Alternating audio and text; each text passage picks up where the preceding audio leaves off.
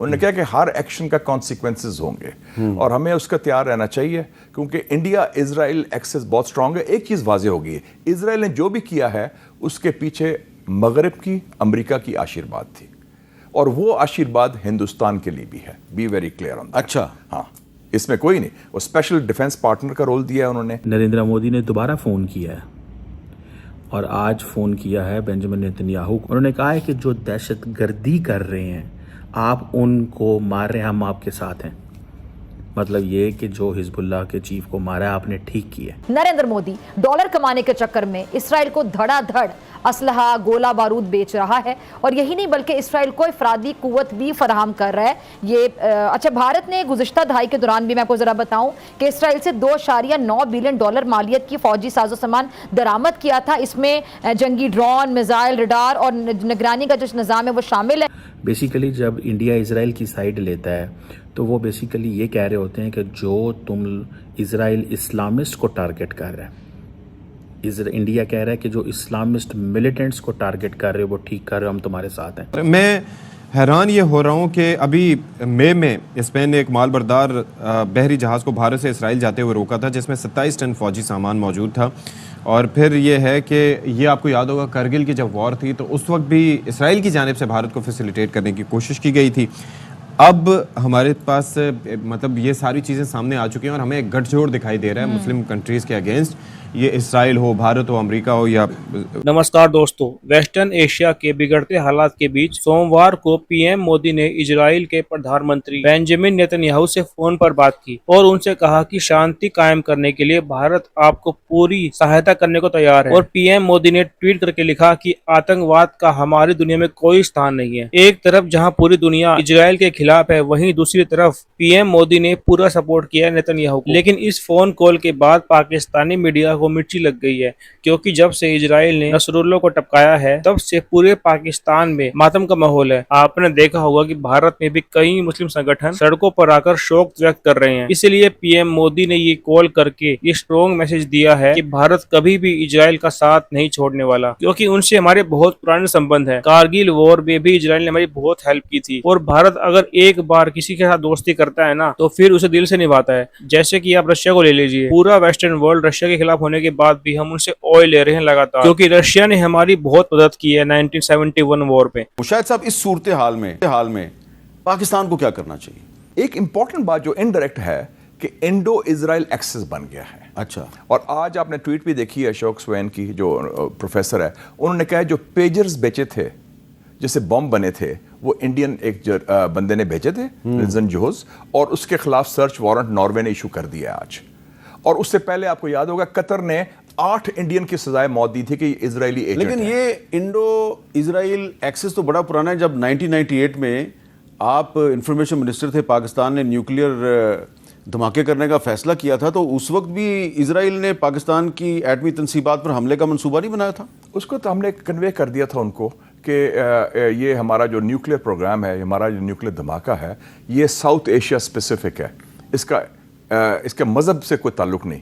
मुझे याद है कि इंडियन जर्नल ने मुझे कहा, मैं स्पोक्समैन था, chief spokesman, O you Pakistanis, you have the Islamic bomb. I said, General, I never realized bombs have religions. Otherwise, India has the vegetarian bomb. तो ये आप इसको कंफर्म करें ना कि इजराइल ने 98 में हमारे लेकिन हमने फिर कन्वे किया था कि हमारा जो न्यूक्लियर प्रोग्राम है वो हिंदुस्तान के हवाले से है, वो जनूबी एशिया से हवाले से है और दिफाई है। आपको यकीन है कि आज भी इजराइल पाकिस्तान को अपने लिए थ्रेट नहीं समझता? अरे इसको नहीं समझता, नॉट एट ऑल। नहीं, हमने कोई इकदामात नहीं किए, लेकिन इंडिया समझता है। लिबनान से ज्यादा एंटी इजराइल मुजाहिरे तो पाकिस्तान में होते हैं। ये पाकिस्तान के अवाम के सेंटिमेंट तो 80 साल पुराने हैं। कायदे आज़म ने क्यों स्टैंड लिया था फ़लस्तीन पर? अल्लामा इकबाल ने क्यों स्टैंड लिया था फ़लस्तीन पर? ये तो हमारे डीएनए का हिस्सा है, फ़लस्तीन और कश्मीर। ये तो हमारा, बिकॉज हमारी एक पैन इस्लामिस्ट सोच है। ये बताएं कि जो यूएन में जो भारत के वजीर खारजा हैं, उन्होंने आज़ाद कश्मीर का जिक्र किया, उसको हमें सीरियस लेने की ज़रूरत है? मेरे ख्याल में सीरियस लेना चाहिए। अच्छा। क्योंकि उनकी जो मैं इस दफ़ा स्पीच मैंने देखी है उसके ज़रा धमकी के मुझे बू आती है और उसमें जहरियाना बू आती है, और इजराइल के जो मॉडल है वो उनके जेहन में है। उन्होंने कहा कि हर एक्शन का कॉन्सिक्वेंसेस होंगे और हमें उसका तैयार रहना चाहिए, क्योंकि इंडिया इजराइल एक्सेस बहुत स्ट्रांग है। एक चीज़ वाज़ेह होगी, इजराइल ने जो भी किया है उसके पीछे मगरब की, अमेरिका की आशीर्वाद थी, और वो आशीर्वाद हिंदुस्तान के लिए भी है। Be very clear on that. अच्छा। हाँ, इसमें कोई नहीं। वो स्पेशल डिफेंस पार्टनर का रोल दिया है उन्होंने, और उसमें अमेरिका के कुछ लोगों को गलतफहमी थी ना माजी में कि अमेरिका में कुछ देगा या इजराइल को तस्लीम कर लें, ये कर दें, या अपीजमेंट कर लें मोदी की।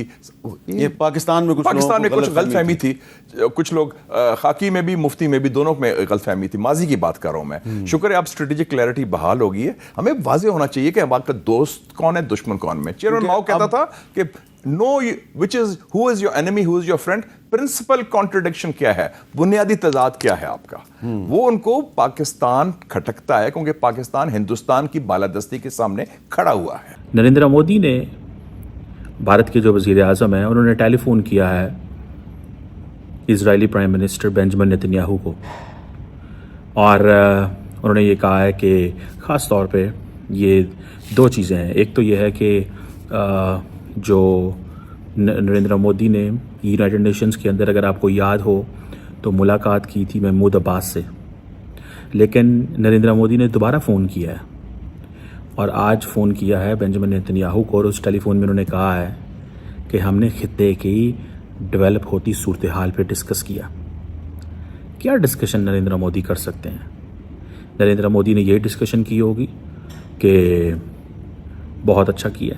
बेसिकली जब इंडिया इजराइल की साइड लेता है तो वो बेसिकली ये कह रहे होते हैं कि जो तुम इजराइल इस्लामिस्ट को टारगेट कर रहा है, इंडिया कह रहा है कि जो इस्लामिस्ट मिलिटेंट्स को टारगेट कर रहे हो वो ठीक कर रहे हो, हम तुम्हारे साथ हैं।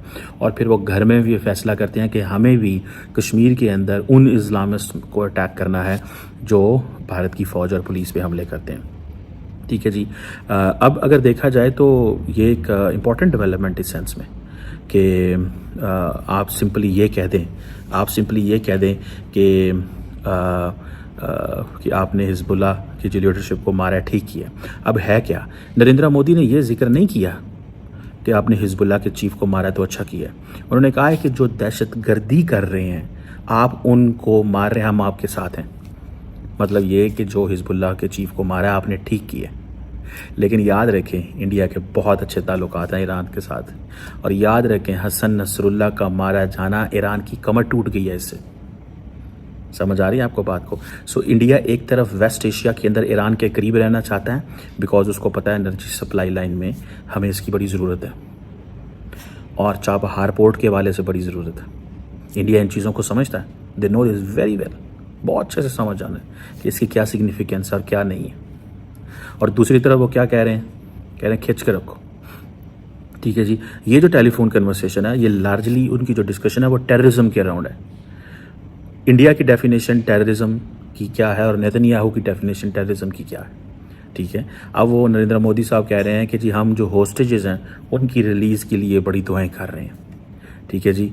और रेस्टोरेशन ऑफ पीस की बात कर रहे हैं। लेकिन एक चीज़ याद रखें, नरेंद्र मोदी जब बेंजामिन नेतन्याहू को फ़ोन करते हैं तो भारत के अंदर जो दाएं बाजू की फोर्सेस हैं वो उछलती हैं, वो समझती हैं कि यार ये करना चाहिए, हमें बदला लेना है, सो ये एक अहम चीज़ है। इसको आप इस तरह वो इग्नोर नहीं कर सकते कि ये एक नॉर्मल चीज़ है।